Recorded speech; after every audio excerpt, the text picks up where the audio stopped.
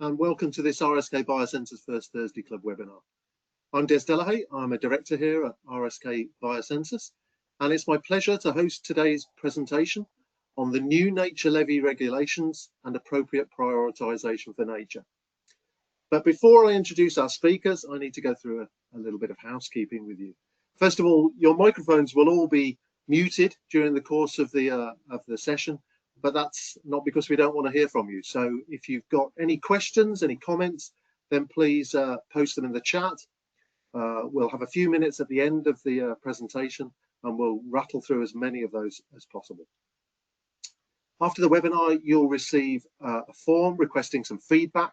So please do take a few moments, if you can, to complete that. It really helps us in refining and improving our offerings to you. So on to the main event.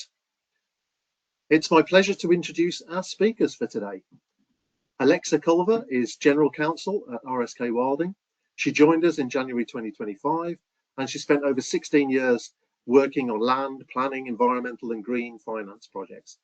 She works to inform policy development in natural capital regulation and designs legal contracts, leases and conservation covenants that maximise natural capital value. She was recognised in the ENDS report Power List as one of the most impactful environmental lawyers of 2023. And Alexa is joined today by Lois Lane, who is a barrister at Cornerstone Barristers, specialising in environmental planning, public law, with a focus on strategic environmental litigation and major infrastructure development. Lois is ranked as a rising star in planning in the Legal 500 directory, one of the top rated planning juniors under 35 in the 2026 Planning Law Survey, and is shortlisted for Planning and Land Use Junior of the Year at the Legal 500 Bar Awards 2026. So, as you can hear, we are in extremely good hands for exploring today's topic. So without further ado, over to you, Alexa and Lois.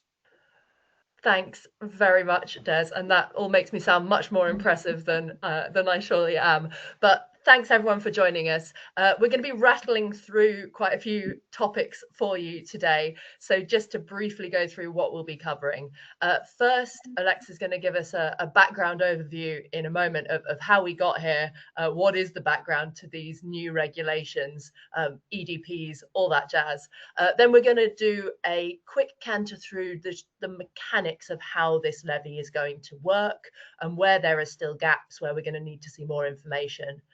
We're going to have some practical tips for developers and some practical tips for planning authorities. Then we're going to consider the interplay between the Nature Restoration Fund and existing nature markets. And finally, have a look at the other regulations that dropped a couple of weeks ago, the appropriate prioritisation regulations, and the concept of value for money and what that might mean.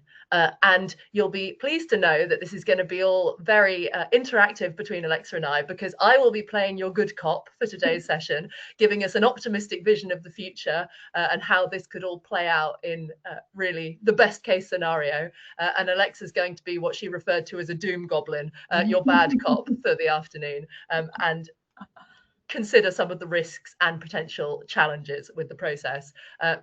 So starting off on a gloomy note then, Alexa, how did we get here? So yeah, anyone that knows me knows I'm not a big fan of this, but I am really keen to try to make this legislation work as best as it possibly can if we are stuck with it. But as an overview, we have environmental delivery plans introduced under the Planning and Infrastructure Act. They disapply existing protections in certain areas, existing protections for nature. They set out within them the expected harms that we think would happen through development in that EDP area. They set out the expected conservation measures that would be delivered by Natural England or procured by Natural England to try to address those expected harms.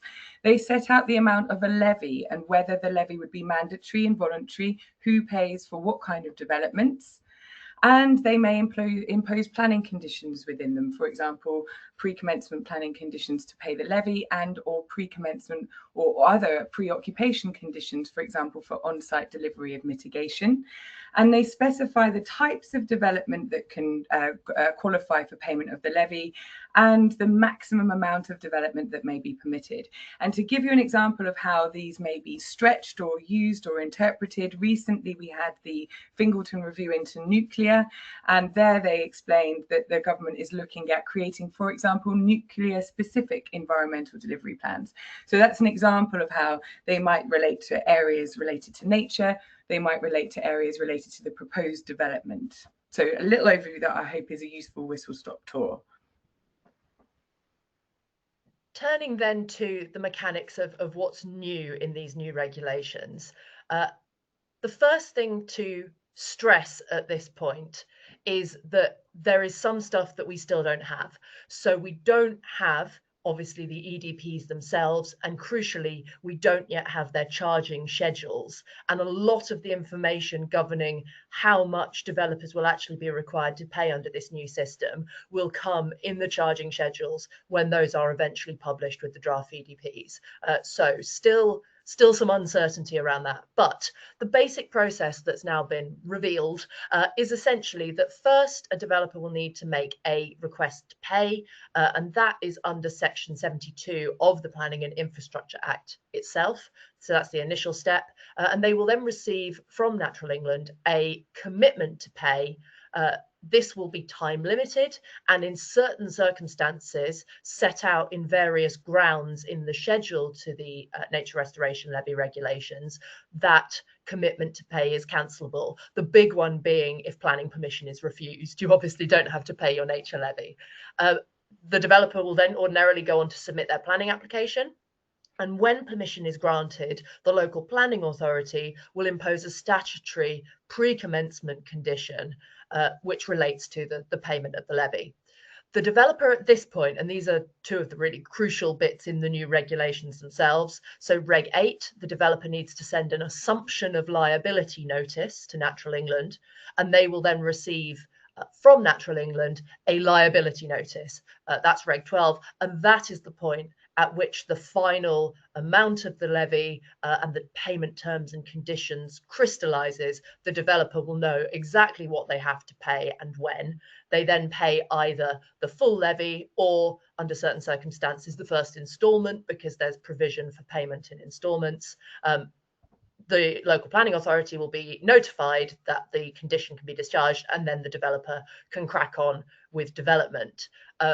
Where are there currently gaps in this that we don't yet know quite who will be doing what? Well, the big area, if we can just click on, is around the submission of the planning application. So as things stand at the moment, there's no provision in the regulations for the planning authority to be notified that they need to impose that pre-commencement condition. Presumably that's something the planning authority will be informed of by the developer when they put in an application that doesn't include certain traditional HABS regs provisions within it.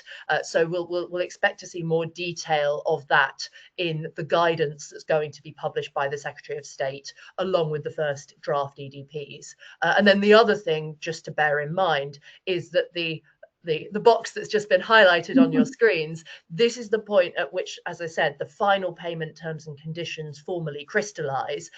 There is going to need to be quite a lot of pre-application engagement between developers and Natural England so that developers essentially have a good estimate of what they're going to need to pay before they get to that liability notice point. Because as Alexa will come on to explain in just a moment, otherwise they could potentially be shocked by some of the terms and conditions. So this point in the top right of your screen is really significant. You need lots of good pre-app engagement that goes beyond what is actually mandated under the regs that we have at the moment. So is this all a bit silly? And no, I don't mean silly with an S. I mean silly as in the community infrastructure levy regulations. There's a lot of overlap between these new regs and SIL. There's provisions around the transfer of liability, refunds for overpayments, issuing of various stop notices, review and appeal mechanisms, the ability to recover the levy as a debt, and the fact that it's registerable as a local land charge. So a lot of overlap with SIL, although it's certainly not a one-for-one set of regulations. And just briefly to touch on some of the enforcement mechanisms, the review and appeal mechanisms. There's quite a robust set of enforcement mechanisms for Natural England if the levy is not paid once liability has been assumed. So they can impose surcharges, interest on late payments, and then in more serious scenarios, issue warnings and stop notices, and even apply for injunctions if those are not complied with.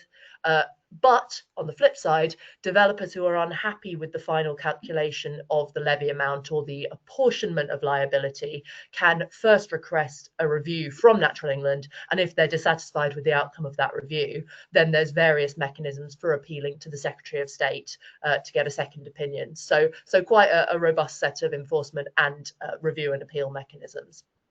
So in an optimistic future, with my good cop hat on, what could we see? Well, hopefully we'll see that this levy will allow development to speed up, that it will cut some of the red tape that currently exists around HABs regs mitigations for some of the most common environmental harms. And it can do that while also promoting landscape scale nature restoration projects, pooling of resources to fund really much larger scale projects rather than a piecemeal approach to mitigation for problems that are really environmental harms that are really much more structural and much more systemic. It has the potential to be a really cost-effective solution to some of the most common environmental harms. We might see some teething problems, but hopefully this will eventually provide certainty and clarity and a cost-effective solution for developers. And just one point to note, this was an issue that was raised by environmentalists when PIA was going through Parliament, the Act, that it wasn't at that stage ring-fenced. The funds weren't going to be ring-fenced for environmental conservation measures. Now they are. That's Reg 33. So all of the funds that developers will be paying towards the Nature Restoration Levy have to be spent on the delivery of the EDPs and associated costs. And the admin indeed, but they can't be siphoned off to adult social care budgets. They have to be spent on environmental issues. So this is our brave new world if everything goes according to plan, an optimistic future. However, enter stage left, our doom goblin. And so this is a less optimistic future as the bad cop here. And thanks so much, Lois, for flagging all of those points, which are really the driving force behind what this legislation is for. What I see the risks of, and hopefully through us all working together, we can minimize these risks. An admin heavy system, you've heard all about the notices, this notice to this, request to this, crystallize this, respond with this, get locked into this. There's a lot of admin and it is relying on what we know is an underfunded central body. So maybe let's make sure they've got all the funding they need to really deliver. We haven't seen the EDPs yet. What are they going to say? Are they going to be really cripplingly expensive for developers, in which case they're going to run a mile? Are they going to be really, really cheap, in which case there's no chance of the compensation for nature happening in any sensible way? There's still no public information, and there's a bit of a democratic and sort of legislative deficit here, that we're approving framework regulations without any information about what the underlying EDPs that have all the juicy information are going to say. And we're creating a framework here that EDPs are created at ministerial discretion and could seriously shape how this works, and we have no visibility on that right now. There's a risk of EDP budget deficit, then levy payment lags, and that we'll see in a minute that developers get locked into a levy pathway that they can't back out of very early on in the process. So maybe that could be fixed in these regulations.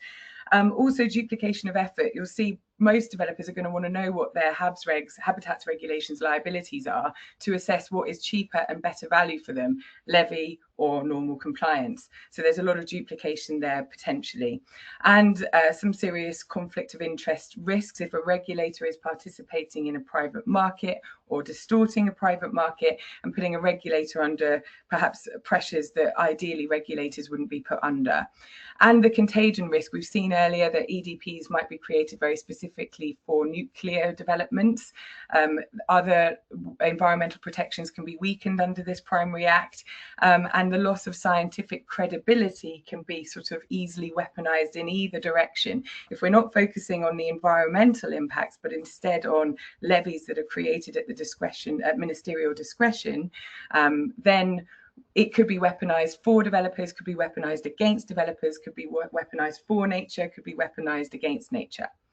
So our practical advice for developers to start with is, one, pre-application, you're going to want to know what your HABs regs implications for your site are anyway. Your EDP will only touch one or two of your environmental concerns, potentially, not all of them. So you're always still going to need to comply with the background laws for anything that is strictly not within scope of an EDP. Then you're going to want to do a feasibility study. What is going to cost more? Which is better for us? Which is lower risk? And that creates a bit of a challenge from a timings point of view. You're going to be and we'll see that in a minute. So is the levy mandatory or voluntary? That they could be either, and it's at Natural England's discretion completely. Also, levy indexation payments. I read somewhere that something like 40% of community infrastructure levy calculations are incorrect because of complex indexation calculations that have been copied through here into EDPs. So developers often won't know how much they're supposed to pay. They won't know what Natural England thinks they are supposed to pay. They won't know what Natural England's interpretation of the EDP is until after they've passed the point of no return, where they have no way back out of the levy route if they wanted to, for example, purchase alternative solutions from the existing private market. If the developer thinks that the levy, after this feasibility exercise with the best information you're able to get through engagement with Natural England, if you think that the levy is the most cost-effective, least risky way to proceed, then you submit your request to pay to Natural England. And I've put here, there's a point of no return warning here, because once Natural England accepts your request to pay, and we have no idea what grounds they might use to refuse your request, but it might be, for example, that the EDP's filled up, it's been used up, but there's no statutory guidance for that, but we'll see. If they accept your request to pay and then you submit your planning application, you may not back out of that. You are bound into the levy route and you cannot access alternative solutions. So if you don't want to proceed down the levy route, this, before you submit your planning application, is your only opportunity to back out. And that's where you can use ground 7 to cancel your request to pay.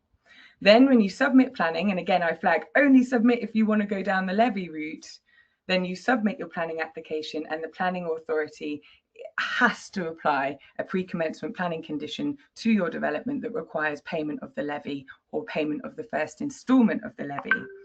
If there are material changes after this process to your planning permission, and we're not sure what material changes means yet, but if there are material changes, you are under a continuing duty as a developer to notify Natural England of those material changes. So it's not limited specifically to just changes that would necessitate an actual application to vary your planning permission. It could be anything that the EDP relies on to calculate your levy, and we don't know what that is yet. So if the EDP is based on the number of dwellings, the floor space, the type of development, then a change of some minor change to that might impact your levy, but may not have been enough to trigger a variation to your planning permission. Your levy can be cancelled if your planning permission is refused. And there's levy enforcement mechanics, like Lois said, but watch out, because it looks as though Natural England will have powers to stop developments, but also local planning authorities will naturally also be able to enforce pre-commencement planning conditions. So you might have a dual enforcement scenario where both might want to enforce the same thing, or it might be that planning authorities will enforce your pre-commencement planning conditions while Natural England only enforces subsequent levy instalment payments. Also bear in mind, you won't know what levy instalment payments Natural England has set for you unless either they're in the EDP first. So big flag to Natural England and the EDP crew, really do make sure you put your instalment mechanics in your EDP, because otherwise they could be imposed on a developer after the developer is locked into a levy route. And the payment dates are also important, because that all affects how your indexation works. And you may be better off in the private market buying units up front, or you may not be. Then there's these will attach to homeowners, so any unpaid levies could be enforced against homeowners, like community infrastructure levy happens. But here we do have a substantial injustice test. If it would lead to substantial injustice for these unsuspecting homeowners to suddenly be liable to pay a big old levy, then there is discretion on whether that's enforced against them. Just before we move on to due diligence checklist, just to really flag from a developer perspective that pre-app engagement with Natural England is going to be really crucial for you, pre-app engagement with local authority, but also given how much of the real meat of this is going to be in those charging schedules, make sure, particularly if you're anybody working with or for volume house builders, that you're really engaging with the consultation process when the draft EDPs are published, because it's a 28-day statutory consultation window, and that's going to be the point that you can influence at scale how much these rates are going to be, rather than sort of haggling on a case-by-case basis. So those consultation windows for the EDPs and for the charging schedules are going to be really the key sort of lobbying window for developers to actually influence this. Exactly, and I'd flag that's another tragedy, being the doom goblin of this whole system, because this is about perhaps lobby power for how much it costs to restore nature, rather than the real costs of restoring nature. So that, but Lois is right. What I would be saying also to developers is, if you want EDPs that you can actually work with, we should make sure that they are clear. You know what you're supposed to pay and when. It's really clear what developments it applies to, what it does not. And so clarity, I think, will be so important to these, because everything hinges on the EDP, and they are broadly whipped into existence through ministerial discretion. So it's a big kind of move away from what the parliamentarians could be approving here. Like in the SIL regulations, there's a lot more within the regulations themselves that government can approve. But yeah, so Lois, you're right. We really do want and need, all of us EDPs, to be really clear, because developers are locked into a levy pathway, and Natural England is going to need to feel resourced enough to deal with all of this soft engagement that isn't enabled through these regulations, about giving an informal confirmation of, yeah, we have got still space in the levy, we think it's going to cost this much, this is our interpretation of it. That could be quite an expensive interaction happening at potentially a national scale. And that's where here, like you say, Lois, developers and planning authorities should be looking out for notifications of intentions to prepare EDPs. This will be the first public warning sign, flag, that, right, there's an intention to prepare these, and everyone can gear up to be ready for when they land, with the 28-day window to decide, do they work for nature? Are they deliverable? What should the levy be? And all the rest of it. So it's a very short window, and something that could completely transform the development process for people, especially if they happen to be mandatory. And this is the other flag, that EDPs can run out of capacity.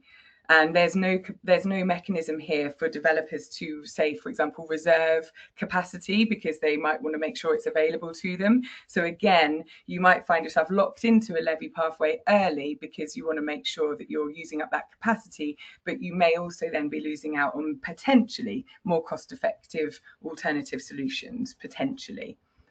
And Lois, I don't know if there's more you wanted to add to that, but yeah, cool.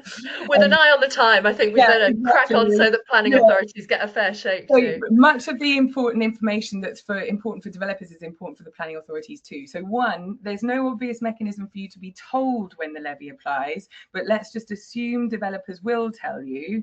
And if the developers tell you that this is a relevant development because they've submitted a request to pay and the request to pay has been accepted, then LPAs must apply the pre-commencement planning condition. So there's a notification gap there in the statute, but we're assuming developers will fill that gap because they want to say, this is what we want to do. But LPAs, you still require HABS reg screening assessments. So you really need to make sure that the EDP is the right mechanism for dealing with this environmental issue. The environmental question, the environmental issue in question might not be within scope of the EDP. So make sure that you're not too dazzled by an EDP reference when it might not actually meaningfully apply to the development or at least to that particular environmental harm. Natural England needs to notify LPA of lots of things. LPA needs to notify Natural England of lots of things. Then the LPA needs to keep Natural England updated on how these developments proceed so that Natural England can enforce if the levy needs to change. There's the who enforces question that I flagged earlier, and then material considerations. If compensation measures are not actually really being delivered under the EDP, perhaps because it takes years for compensation to be set up and running, perhaps because the levy income isn't coming in as quickly as thought, or perhaps because the levy income rightly needs to address already sunk admin costs, planning authorities will need, under the new National Planning Policy Framework, to consider, is the impact of that development being addressed through an environmental delivery plan? So it might be in an EDP, but is it being addressed through the EDP? And it's not easy for you to know that, because in the Planning and Infrastructure Act, at Lim D here, there was a requirement every year for Natural England to report on the effectiveness of each EDP, but that got sneaky deleted during the passage of the bill. So there's not a lot of easy information out there for a planning authority to know whether it's being affected, whether the EDP is effective, but there might be lots of local people ready to tell you.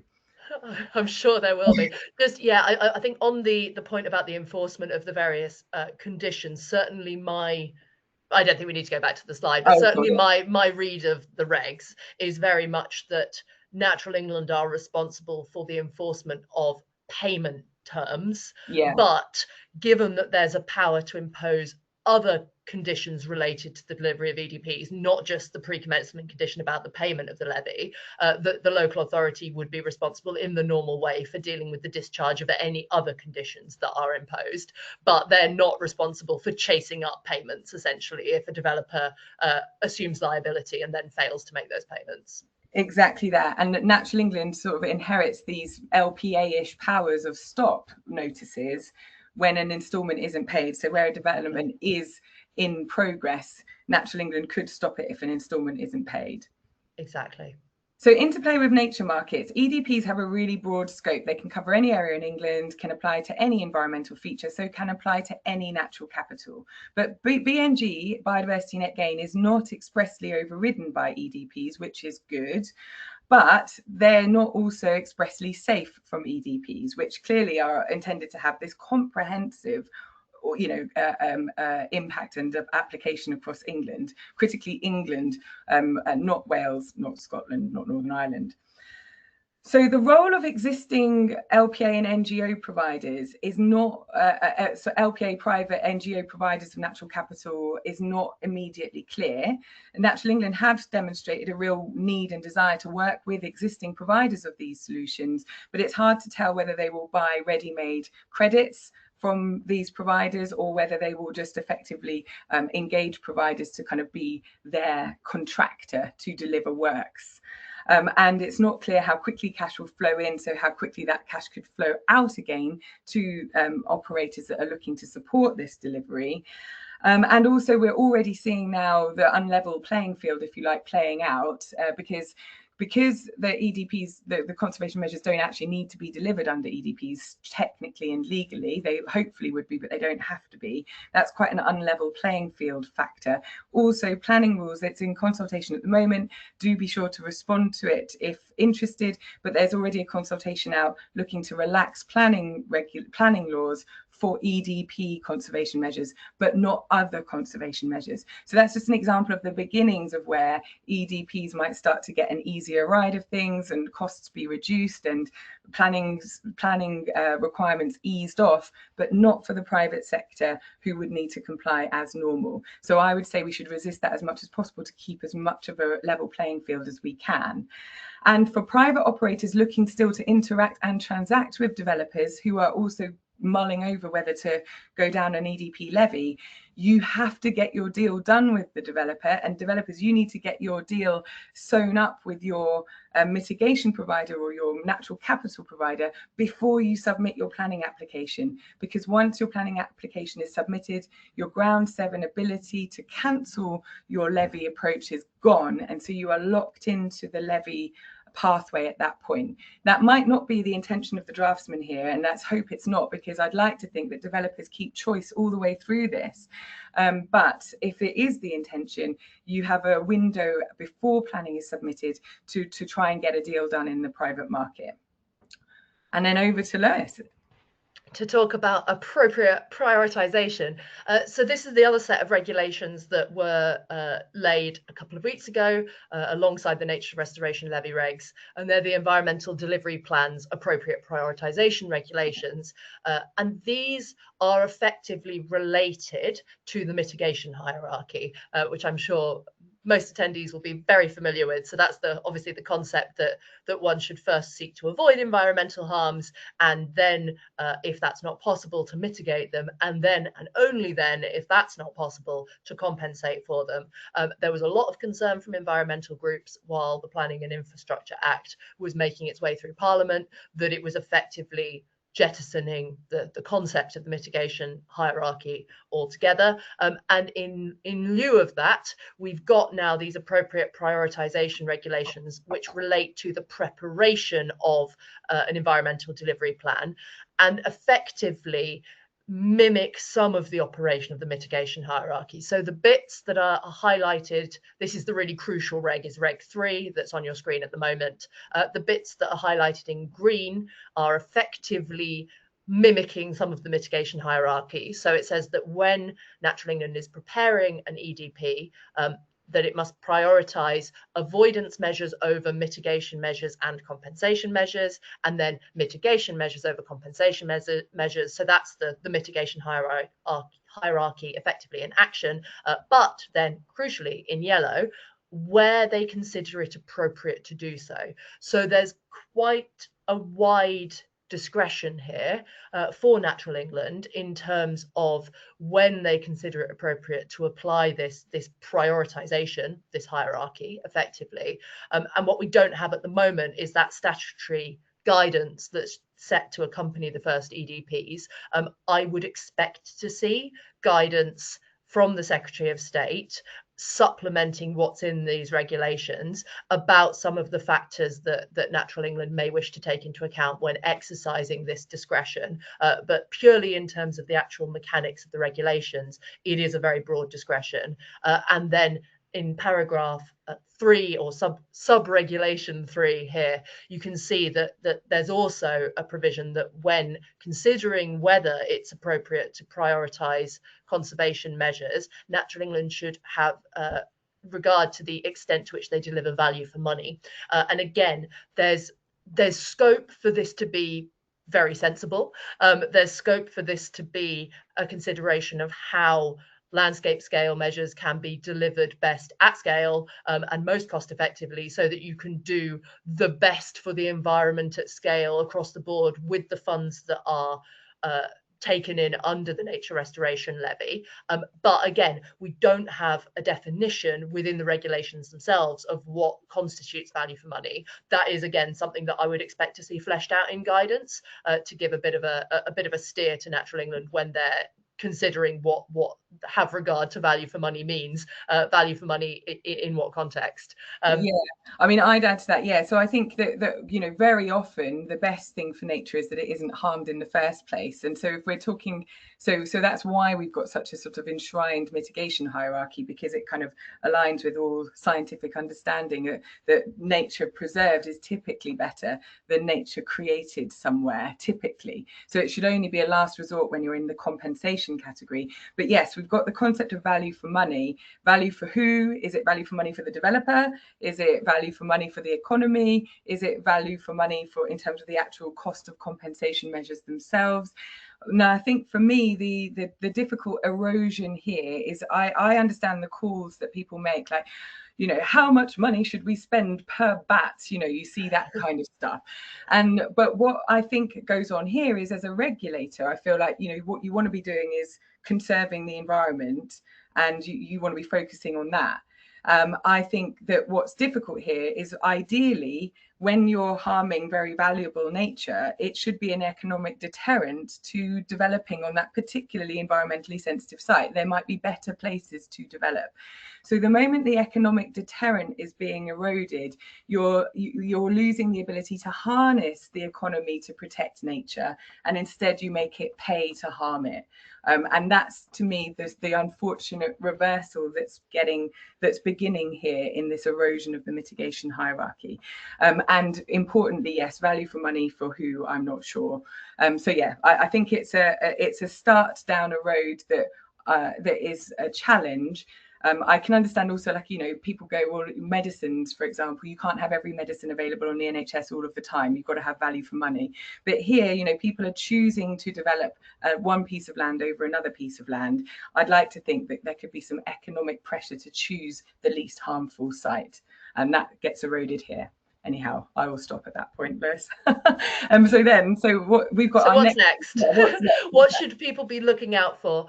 Well, the crucial thing, as we've already touched on, is that the first environmental delivery plans are due to be published later this year. Latest estimates are sort of end of summer, beginning of autumn, and those will initially be the nutrient neutrality EDPs, followed shortly thereafter by great crested newts, which we're told are going to be the next round. And there's also going to be a new digital service which should be launching around the same time to enable levy commitments and payments that are due under the levy when it's up and running. And then finally, the levy regulations, once they're in their final rather than draft form, are due to be voted on in both the Commons and the Lords. But I don't know if people have noticed, there's been a little bit of political turmoil going on lately. It's very unlikely that we'll have a vote on those probably before September. So we're probably looking at the autumn for these regulations to be formally made. But we're due to have that later on this year. But just to stress again that for anyone who's got any kind of interest in making this system operate as effectively as possible, those consultation windows for the first EDPs will be absolutely crucial. So keep your eyes peeled for those, keep your eyes peeled for the notifications about future EDPs being published, and do feedback on those draft EDPs when they're in the public domain. And also, real quick, just that consultation I mentioned at the moment that closes in August, that is looking to relax planning laws, for example, creating great crested newt ponds for EDPs, but not for anyone else doing newt ponds. So any of the minute brigade watching this, you might want to respond to that consultation. Is that DEFRA? Is that where people can respond to it? Yeah, exactly. And I can ping a link and all that kind of stuff to people. It's the one that's basically relaxing planning laws for EDPs, but we can find it. Fab. So yeah, that's great. That's done now for questions, isn't it? Hopefully we've got some. Yeah, I hope so. I'll stop sharing and then Des will come back. Yeah. Wow. Well, thank you very much for that really comprehensive run through the regulations. There's an awful lot in there to unpick. So we've got quite a few questions. We're going to run until about 1:15. Answering a few of those, but rest assured, if you've asked a question and we don't get to it during this session, then we will try to provide some kind of answer by email at some point. So I'm going to kick off with a sort of general question. Can you tell us whether you think there are parts of the new system that are at risk of being subject to legal challenge? I think this is my domain. So I think one area where I would expect to see challenges down the line is what Alexa touched on about local objectors saying effectively that EDPs aren't working. So I think this is something where there's a lot of the new system that is insulated from judicial review because a lot of it's primary legislation and you can't challenge that as an objector. But there is quite a lot of case law that essentially says that you don't, as an objector to a scheme, have to rely on a regime operating effectively where there's really clear evidence that it's not operating effectively. I would expect to see arguments about that in planning inquiries, and then I would expect to see potentially legal challenges brought by people that are saying, you know, we've got this EDP, this scheme just paid into the EDP, and we don't think the EDP is actually delivering what it's meant to deliver, and therefore the planning green light shouldn't have applied, essentially. So that's one area where I can really foresee potential for challenges down the pipeline. How successful those are likely to be when there's so much discretion in the system is for another day, but I would keep your eyes peeled for those. Sure. Okay, thanks. We've had a couple of questions relating to timings of events now. So the new regulations have to be approved, and after that we will see the first EDPs in action. Presumably they will relate to nutrient neutrality, and then subsequently EDPs relating to great crested newts. Can you give us an idea of the time scale over which we might see those EDPs? Well, there's an interesting point here, quite specifically about the moving on to newts, because while the bill was passing through Parliament in the first place, there was real concern that these were unproven, untested mechanisms for dealing with nature that could be irreversibly harmed. So the government promised to do a statement of learnings after the first nutrient EDPs and present that to Parliament as a statement of learnings before then introducing new EDPs. But we do know that the nutrient EDPs are in a draft form that's been circulating, but they still haven't been published for consultation yet. We don't know what's holding them up, but ideally they'd be out quick smart. And in an ideal world, we'd all be looking at these regulations with the context of an EDP with them. So hard to tell on the timings on that, but hopefully very soon. And the consultation window will open for them, which is only 28 days. Then the statement of learnings will either be very comprehensive and wait until actual implementation of these EDPs, but I suspect not. I suspect the statement of learnings will be like fairly thin, and then the new EDPs will come along, and they're already, I think, clearing the way to make it easier to deliver newt ponds and things through that consultation under EDPs. So I think it could all happen quite quickly if the political will is there, but there's obviously been quite a big shake-up politically, and that might dampen political will, or it might make things go through faster. It's hard to tell. It is also just, it's a big job to get these first ones in place. I think we were originally told they were going to be out in the summer, and that does seem to have slipped a bit. It looks like it's probably likely to be beginning of the autumn now, but nobody quote me on that. Okay, and the so there will be lessons learned from the nutrient neutrality experience, but of course great crested newts are a different dish entirely, not only in terms of the specifics, but do you think the mechanics of the process might be different for great crested newt EDPs as opposed to nutrient neutrality EDPs? Just one thing I would say on this, and then I'll pass over to Alexa, who knows lots more about newts than I do. But just to say that the statutory framework allows the EDPs to be as different as you could imagine. There's very little in the statutory framework constraining what can go in the EDPs or what can go in the charging schedules. And I think one thing to just flag at this stage is that each charging schedule could look very different from each other charging schedule, depending on the type of environmental harm that's being addressed. So don't assume just because the nutrient neutrality EDP works in one way that it's going to look the same for newts. And there's likely to be a very big difference between habitats issues and species issues, I would imagine. But I'll pass over to Alexa, who knows a lot more about this than I do. You're absolutely right. And it could be mad because there might be nutrient EDPs that also have basically quasi exemptions in them. They might go, right, we're quite happy to exempt these types of dwellings from the nutrient EDP, but then a nuclear EDP might come along that has a very specific approach for nuclear developments, and then another EDP might come along and go, well, we're actually in the mood for incentivizing bowling alleys, so we're going to let bowling alleys off the hook, but we're going to make these people pay. I mean, the setting of the levy, there's no express exemptions or framework for exemptions in the regulations at all, unlike community infrastructure levy. So the EDPs have a broad latitude to say almost whatever they want. The overall improvement test is the only thing that tries to hold them to some kind of account, but that's a very discretionary test that ignores money and ignores deliverability. So they are really, very, very, could be very different depending on who's in power when they're made, and could be very different depending on what government priorities are at the time that they're made. Yeah, absolutely. That's interesting. So There's quite a few questions in the chat relating to the role of Natural England and its capacity to deliver on everything that seems to be expected. Do you have a feeling for what kind of preparations are being made at Natural England for this, whether funding streams are being ramped up in order to support this extra work? Well, I'm happy. Yeah, I'm happy to jump in. I mean, everything I think that Natural England are doing an incredible job, and the overall context is a pretty impossible context to be put into, in my view, and they're doing an amazing job within a fairly challenging set of circumstances.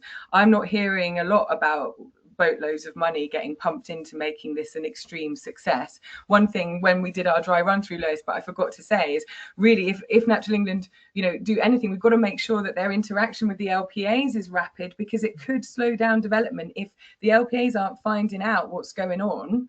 Then it could be a really difficult situation where developers are locked into a levy pathway, but their LPA does not know that they've paid off their levy and are able to commence developments, for example. But so I'm not hearing a lot about loads of money going in to prime this system.